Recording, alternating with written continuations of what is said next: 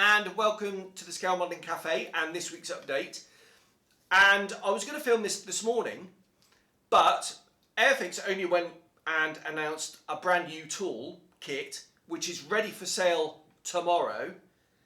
I mean, oh sorry, itchy nose. I mean, for goodness sake, we have the Sea King that they just dropped out of the blue and took everybody by surprise, and a whole load of YouTubers went down to a launch event. But that time, the kit actually wasn't ready for general release for about, I don't know, how long was it? Matter of weeks, maybe a month. But this one is ready, the Messerschmitt ME410 in 72nd scale, and it goes on sale tomorrow at Telford, which is just amazing. I mean, talk about creating a buzz in the hobby. Well done, Airfix. That marketing strategy is brilliant. Now, I remember back in the new year when they had their live event, as it were, it was announcing the 2023 new tool kits, and then had a discussion with some of the designers and the researchers afterwards, and Dale, their head of brand, was brilliant. But I remember quite a few of the comments around that whole event was, it's a little bit anemic. Is that all we're getting? Obviously they were holding these two kits back. And when the Sea King happened, I remember everyone was this is just brilliant marketing, it's genius. Create a load of excitement, a load of buzz, and no one expected that again. And yet here they are, different sort of thing this time.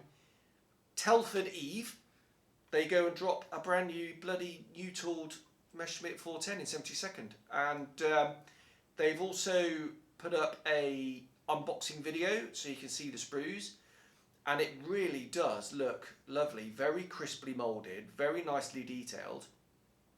I'm sure it goes together really well, and I just think that's a utter genius, and no doubt there's going to be flocks of people around the Airfix stand. Airfix, I was just chatting to Matt Whiting, who's a friend of mine. He's the lead designer for Airfix, and he is the designer of the new kit, the 410. So I was chatting to him. He was at Telford waiting for a Ferret Scout Car 1-to-1 scale to drive up, and they're going to build their they're going to have it there on their marketing stand, which I think is so cool as well. So talk about, taking it to another level with an actual Scout car there. Obviously their model's not been out that long of that, and then this, yeah, just genius. So I'm just wondering, when the 2024 announcement is made, the speculation is going to be rife. Is this everything? Is this what Airfix have done this year, a one-off? Are they going to do it again in 2024?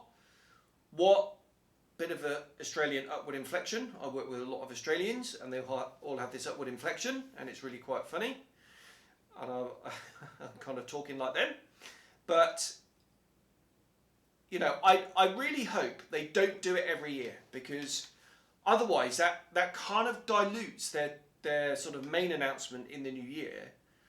Yes, people are going to be excited what's coming, but everyone's going to expect something. If they don't do it every year, then, so for example, if they don't do it next year, there'll still be that buzz. Is there going to be something in 2025? I just think it's utter genius, so well done them. And the kit looks great from what we've seen so far from the unboxing video. And yeah, fantastic. I just wish I was there to see it in the flesh. Now, Matt did give me some pictures of the completed kit, but he's asked me not to post them up yet until tomorrow, when people can go and see the kit. It's all part of their promotional material, so I will post those pictures tomorrow on my Facebook and Instagram, if I can sort of work Instagram. I don't really get it. Anyway, so that's kind of that. That's dealt with the news, really, isn't it? So I've done a video of my reaction to the Airfix announcement. That's uploaded, and I'll stick a card at the end, a little link picture thing that you click on, take you straight to that. The other stuff that's been going on the channel is I've uploaded part 1 of the Armour Hurricane project. Usual for me, part 1 video where I discuss the aftermarket bits and pieces, talk about the shortlist for the schemes. Now, in that video, when I filmed it, I hadn't decided what scheme I was going to do it in. There's a bit about that, but obviously on the title page, and you've seen it, I've finished the model, and it's in 242 Malta Desert colours. And then, so that's uploaded, ready to go. That'll be up on Sunday, 6 o'clock Saudi time, which is 3 o'clock UK time, 1500. And then I've also finished the part 2, which is the wheel bay, wings and cockpit. That is uploaded and that'll go up Sunday week. I just need to do the rest of it now. So that's that. The other video that I've uploaded on the channel is going to be up on Wednesday.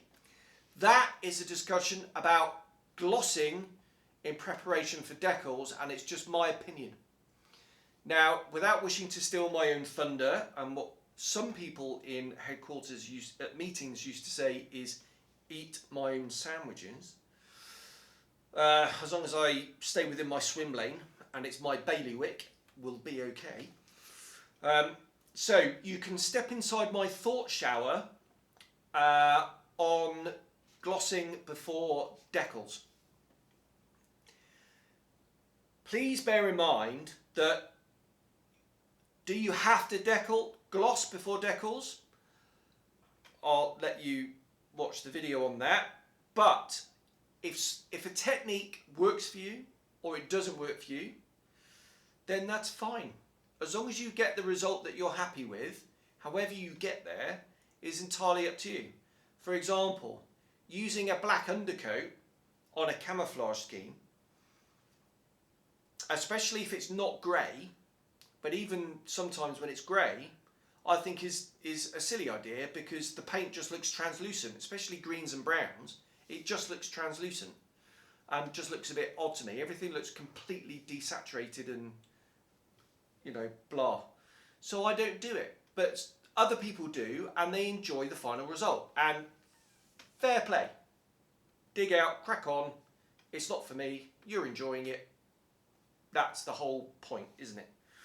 But anyway, I give my opinion on glossing and decaling. So there we go. That'll be up Wednesday, 1800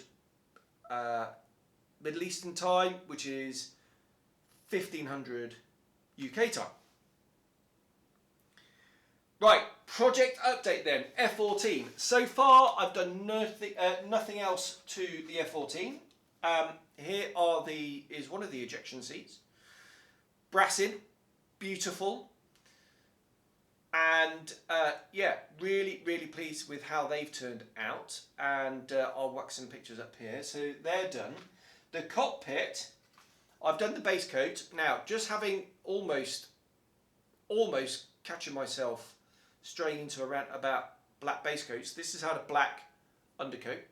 But I think in cockpits, if it's grey, it can be a useful technique to create that kind of depth and a bit of false shadow. And I've done some post shading, which I think is a better technique anyway, of some of the larger flatter areas in the middle just to create that extra depth. And you want to have a bit more contrast. So that's done. And on the sticky spoon, I've got other bits.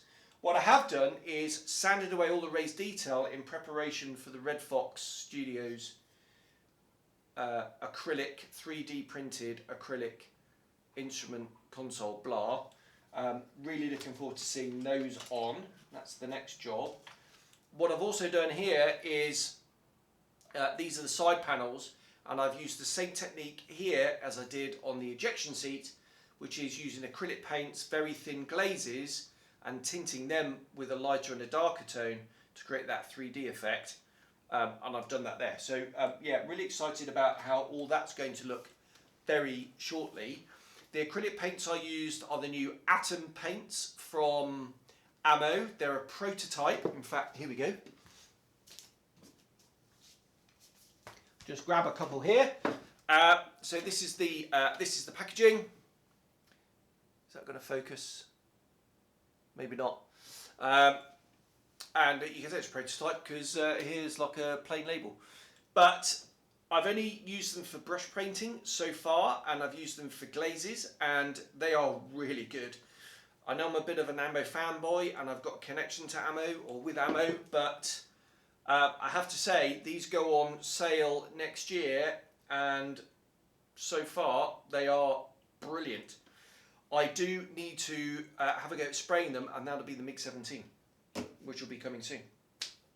So that's a quick project update. What I've also been doing is designing some masks. So I'm up at the new place in the week, and I'm not taking any modelling stuff up there with me, just the MacBook. And I designed a set of spray masks for the Airfix 72nd B25, which is coming very soon to the channel. So look out for that. And kudos to Nige for walking me through it. I'm a bit of a techno biff, but I'm at a stage now where I'm cleared solo Affinity Design 2, and I designed those masks in less than an hour for the full set of masks. You'll note there's no stencils on there. They're just too small on the thing, and there's no way that the cutter will have that fidelity, but no worries. The Airfix decals are going to be lovely, and the Techmoc decals that I based these on are going to be lovely. So there we are. Expect a lot more sort of mask stuff from me, and a few people have asked if I can do a tutorial. Yes, I will. I just need to work out how to film the screen before I do that. Right, the news. So I've talked about Airfix and their ME410, so I'm not going to go over that again. Obviously Telford this weekend. Clearly I'm not there, but if you are going, have a wonderful time. I'm gutted I can't go. Stand by for a little mini rant now. Pretty much everybody calls it Telford. A few people call it Scale Model World, especially those involved with IPMS UK, but pretty much everybody calls it Telford. There are some people that insist on calling it the National Championships or the Nats, which nobody has called it that for a very, very, very long time. It's just one of those things that really gets under my skin because it's unnecessary. I think it's Oolam, which is ooh, look at me. It's ooh, I've been going for so long, I still call it the Nats. It's ingrained in my head. When it's been called Telford for ever since it's been at Telford. I just think calling it the Nats is, come on. You know, you're not impressing anybody by calling it the Nats. Can we just call it Telford because everybody calls it Telford, and we'll just call it Telford because it's called Telford. Right, sorry, just needs to get that off my chest. Just something that pulls my pubes. Right, so yeah, Telford, have a wonderful time if you're going. Gutted I can't go. I'm not going to be going while I've got this job out here, which may be for a very long time. So, yeah, boo-hoo. Anyway, right, the other news. Mini Arts P47 is out on the streets. It looks amazing. I've not seen one built up yet, apart from the test shots from Mini Art. So it'll be interesting to see the first few videos that go out. I'm hoping, you know, some of the big YouTube channels, you know, sort of Skeleton and Plasmo and those chaps are going to do one. And if it goes together as well as it looks in the box, I may well be tempted to get one for the stash, although I don't like having a stash. So that's out. And the only other news really is Magic Factory's Corsair. They are doing a diorama version of the Corsair with resin nose, exposed engine, and a whole load of what can only be described as ripped engineers. So shirtless engineers, and the abs on those figures are extremely impressive, as are the pecs and the biceps. Which reminds me, it's shoulders day today, so I'm going to do that after this. I don't do dioramas. If I did, I'd be very tempted by this set, and I would be sanding down some of those very impressive Diet Coke-esque torsos. But that's just me. There we are. I thought I'd end on a bit of a funny note, having had a little wee bit of rant about idiots calling it the net when it isn't. There we are. Okay. 15 minutes, not that long, or almost about to click over 16 minutes, not that long, because most of the news is in a separate video, so go and check that out. Card is appearing on your screen imminently. And after my shoulders workout, I'm going to crack on and hopefully finish this cockpit. So thanks very much for watching, and I'll see you on the next one. Cheers, bye-bye.